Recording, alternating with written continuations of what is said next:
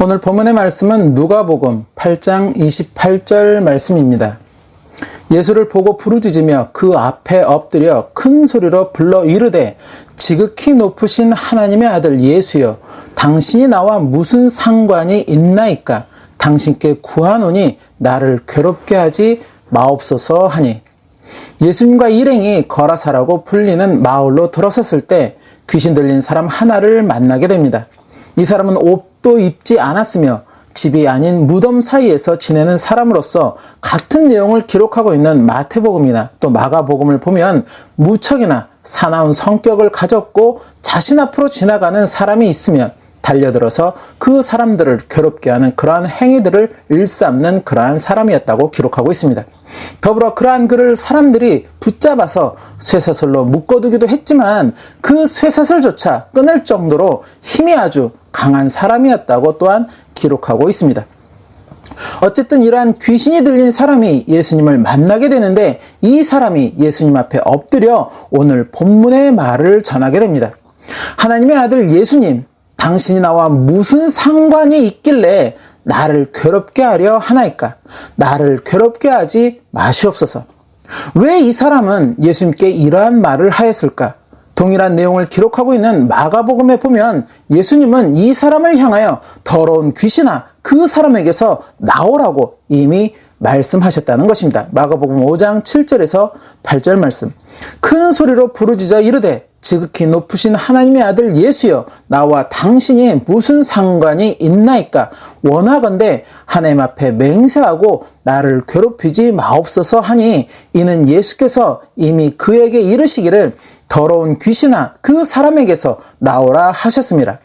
즉 예수님의 이러한 이야기를 들은 이 사람이 예수님 앞에 나와서 오늘 본문의 말을 전하고 있다는 것입니다. 아니, 정확하게 말하면 이 사람이 아니라 이 사람 안에 들린 귀신들이 예수님에게 전하는 말이라는 것입니다. 예수님, 당신이 나와 무슨 상관이 있는데 나를 이 사람에게서 나가라고 그렇게 말을 하십니까? 나를 괴롭게 하지 마십시오. 괴롭게 하지 말아달라. 어찌 들으면 이 사람에게서 나가라 말라 간섭하지 말고 그냥 지나쳐 가라는 그런 의미처럼 들린다는 것입니다. 그런데 오늘 본문 이후의 말씀을 보면 이 사람에게 들린 귀신은 군대라는 귀신으로서 여러 무리의 귀신들이 한 사람에게 몰려 있었다는 것입니다. 더불어 이 귀신들이 예수님께 간구하기를 자신들을 이 사람에게서 쫓아내어서 무적행으로 들어가라고만 하지 말라고 간구하고 있다는 것입니다. 누가복음 8장 30절에서 31절 말씀. 예수께서 내 이름이 무엇이냐 물으신즉 이르되 군대라 하니, 이는 많은 귀신이 들렸습니다. 무적행으로 들어가라 하지 마시기를 간구하더니, 무적행, 끝이 없는 깊은 구덩이라는 의미로 일명 지옥이라고 칭하기도 합니다. 즉 귀신들이 자신들을 이 사람에게서 나오게 하여서 지옥으로 가라고만 하지 말아달라고 예수님께 간구하고 있다는 것입니다. 그렇다는 것은 귀신들도 지옥으로 떨어지는 것을 두려워하고 있다는 것입니다. 왜일까? 그곳은 영원한 형벌이 있는 그러한 장소이기 때문이라는 것입니다. 사단과 함께 하나님을 대적하고 또 하나님을 회방한 모든 자들이 끝없는 고통의 형벌을 받게 되는 것이 바로 그 무적행, 지옥이라는 것입니다. 그 지옥에 빠지게 되면 다시는 나올 수 없다는 것을, 그리고 그곳에서 끝없는 고통의 형벌을 받아야 한다는 것을 영적 존재인 귀신들은 너무나도 잘 알고 있었다는 것입니다. 어쨌든 결국에 귀신들은 그 사람에게 나오게 되었고 근처 돼지떼에게로 들어갔으며, 그렇게 귀신 들린 돼지떼들은 호수로 달려들어가 모두 몰사하게 됩니다. 돼지떼를 치던 사람들은 이 모든 광경을 보게 되었고 갑작스레 벌어진 이러한 일에 놀란 나머지 그 자리에서 도망치듯 벗어나서 성내로 들어가 사람들에게 이러한 소식을 전하게 됩니다. 그리고 이러한 소식을 들은 수많은 사람들이 예수님께 다시 몰려들게 되었고 귀신 들렸던 사람에게서 예수님이 행하신 일들을 전해 듣게 됩니다. 그런데 아이러니하게도 이들은 오히려 예수님에게 여기를 떠나라고 요구를 하였다는 것입니다. 예수님이 행하신 일을 듣고 또 자신의 눈앞에 귀신 들렸던 사람이 제정신으로 돌아와 있는 것을 그렇게 직접 목격하고 있음에도 이들은 오히려 예수님을 두려워하고 예수님에게 여기를 떠나가라고 요구하였다는 것입니다. 그렇게 예수님은 그들의 요구대로 그곳을 떠나시게 됩니다. 귀신에서 벗어난 사람은 예수님과 함께 있기를 구하였지만 예수님은 귀신 들렸던 사람에게 집으로 돌아가 만나는 이들에게 예수님의 행하신 모든 일들을 그렇게 전하라고 말씀을 하십니다. 그렇게 귀신 들렸던 사람은 예수님의 말씀을 따라 성내로 들어가서 모든 이들에게 예수님의 행하신 일들을 전파하였다고 성경은 또한 기록하고 있습니다. 누가복음 8장 36절에서 39절 말씀. 귀신 들렸던 자가 어떻게 구원받았는지를 본 자들이 그들에게 이르매 거라사인의 땅 근방 모든 백성이 크게 두려워하여 예수께 떠나 가시기를 구하더라.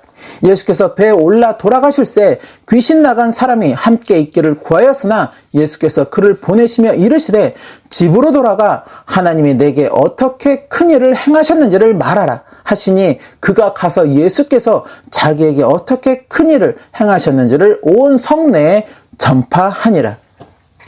예수님이여 나와 무슨 상관이 있나이까? 예수 그리스도를 믿는 우리는 당연히 예수님과 상관이 있을 것이라고 생각합니다. 왜? 예수 그리스도가 바로 나의 구세주라고 우리는 믿기 때문이라는 것입니다.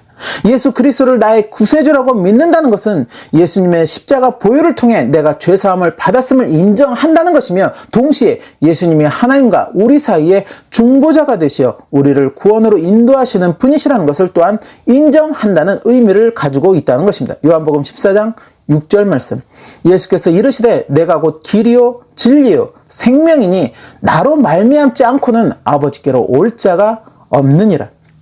그리고 그러한 것들을 인정한다는 것은 동시에 내가 주님의 말씀으로 변화가 되어야 한다는 것을 또한 의미하고 있다는 것입니다. 즉 말씀으로 거듭나야 한다는 것입니다. 바리새인이며 유대인의 지도자 가운데 한 사람인 니고데모라는 사람이 예수님께 다가와서는 당신이 행하시는 그 표적들을 보니 하나님이 함께 하시지 않고서는 행할 수 없는 표적이라고, 그렇게 당신은 하나님께로부터 오신 선생님을 내가 알겠다고 그렇게 이야기를 합니다. 그러자 예수님은 그런 니고데모에게 이러한 답을 주십니다. 요한복음 3장 2절에서 3절 말씀. 그가 밤에 예수께 와서 이르되 랍비여 우리가 당신은 하나님께로부터 오신 선생인 줄 아나이다. 하나님이 함께 하시지 아니하시면 당신이 행하시는 이 표적을 아무도 할 수 없음이니이다. 예수께서 대답하여 이르시되 진실로 진실로 내게 이르노니 사람이 거듭나지 아니하면 하나님의 나라를 볼 수 없느니라. 사람이 거듭나지 아니하면 하나님의 나라를 볼 수 없다. 이 말에 의문을 품은 니고데모는 다시 한번 예수님께 이 말의 의미를 묻게 됩니다. 그러자 예수님은 말씀의 거듭남이라는 것은 물과 성령으로 나는 것임을, 그렇게 육신의 삶을 뛰어넘어서 영적인 삶으로 그렇게 나아가는 것임을 말씀하여 주십니다. 요한복음 3장 4절에서 7절 말씀. 니고데모가 이르되 사람이 늙으면 어떻게 날 수 있사옵나이까? 두 번째 모태에 들어갔다가 날 수 있사옵나이까? 예수께서 대답하시되 진실로 진실로 내게 이르노니 사람이 물과 성령으로 나지 아니하면 하나님의 나라에 들어갈 수 없느니라. 육으로 난 것은 육이요 영으로 난 것은 영이니 내가 내게 거듭나야 하겠다 하는 말을 놀랍게 여기지 말라. 물과 성령으로 곧 세례를 의미한다는 것입니다. 세례는 예수 그리스도를 통해 죄사함을 받고 그렇게 정결한 새로운 생명이 되어 예수님과 연합한다는 것을 의미한다는 것입니다. 사도행전 2장 38절 말씀.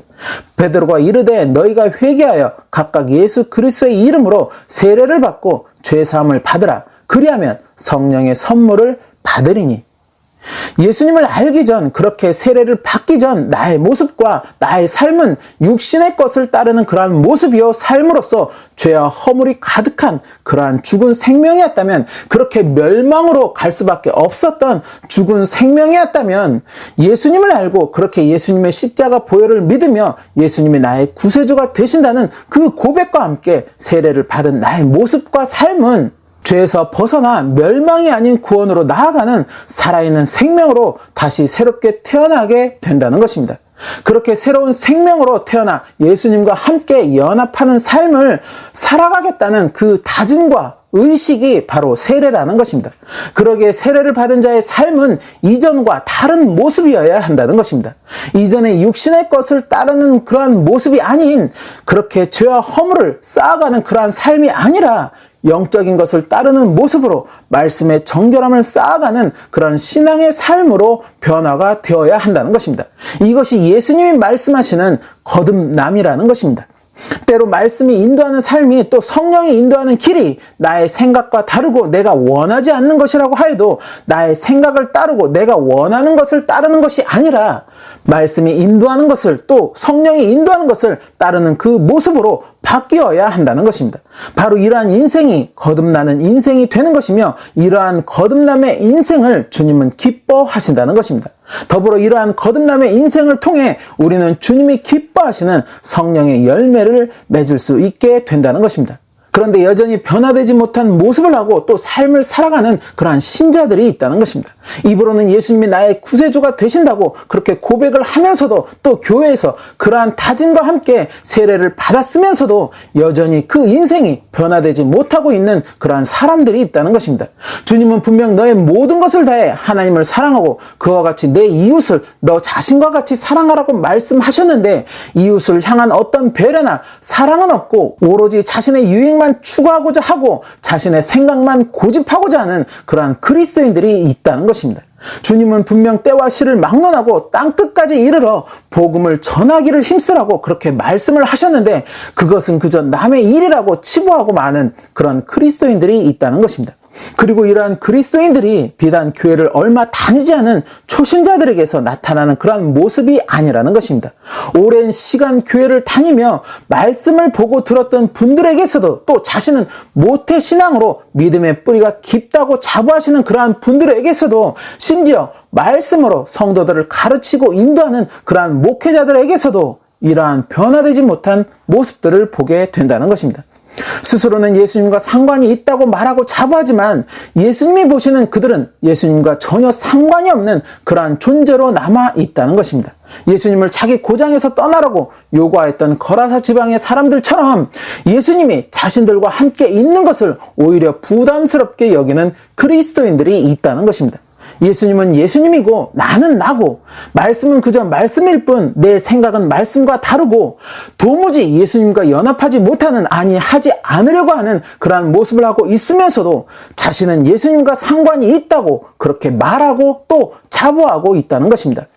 주님이 계시록 말씀을 통해서 사대교회와 라오디게아 교회에게 무엇을 책망하고 계시는지 그 내용에 우리는 주목할 수 있어야 한다는 것입니다. 계시록 3장 1절에서 2절 말씀. 사대교회 사자에게 편지하라. 하나님의 7 영과 7 별을 가지신 이가 이르시되 내가 내 행위를 아노니 내가 살았다 하는 이름은 가졌으나 죽은 자로다. 너는 일깨어 그 남은 바 죽게 된 것을 굳건하게 하라. 내 하나님 앞에 내 행위에 온전한 것을 찾지 못하였나니. 계시록 3장 14절에서 17절 말씀. 라오디게아 교회 사자에게 편지하라.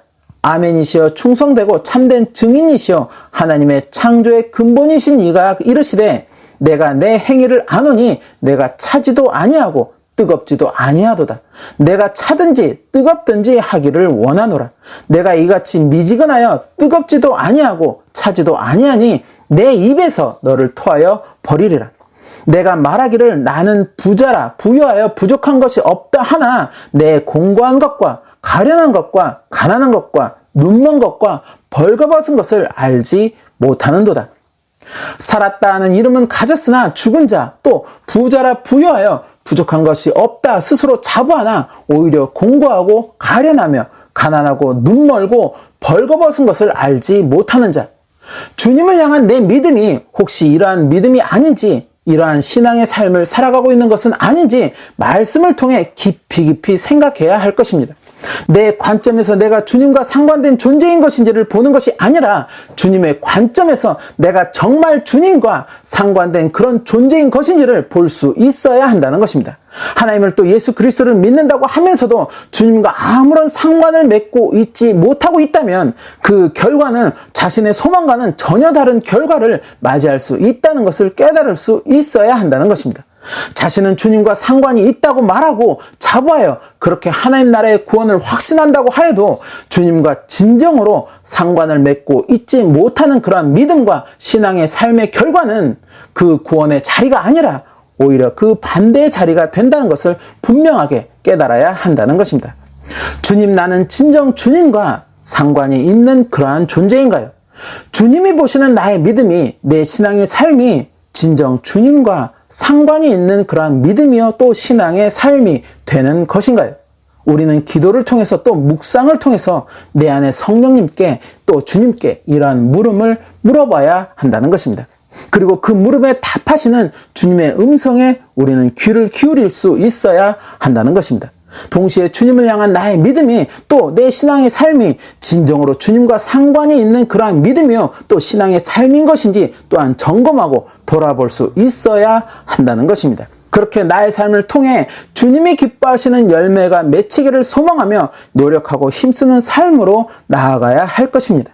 더불어 마지막 때를 살아가는 우리에게 이제 이러한 시간도 얼마 남지 않았다는 것을 또한 잊어서는 안 된다는 것입니다. 더 늦기 전에 주님을 향한 나의 믿음을 또 신앙의 삶을 점검하며 그렇게 진정으로 주님과 상관을 맺는 그러한 나의 모습이요 또 믿음이요 신앙의 삶이 되어야 한다는 것입니다. 주님께서 인정하시는 또 주님께서 기뻐하시는 그러한 깊은 관계가 있는 그러한 존재로 나아가야 한다는 것입니다. 그래야 우리는 그날에 주님 앞에 기쁨으로 설 수 있게 된다는 것입니다. 그날에 그러한 기쁨을 맞이하게 되는 저와 여러분의 모습이요 믿음의 삶이 되시기를 예수님의 이름으로 축원합니다.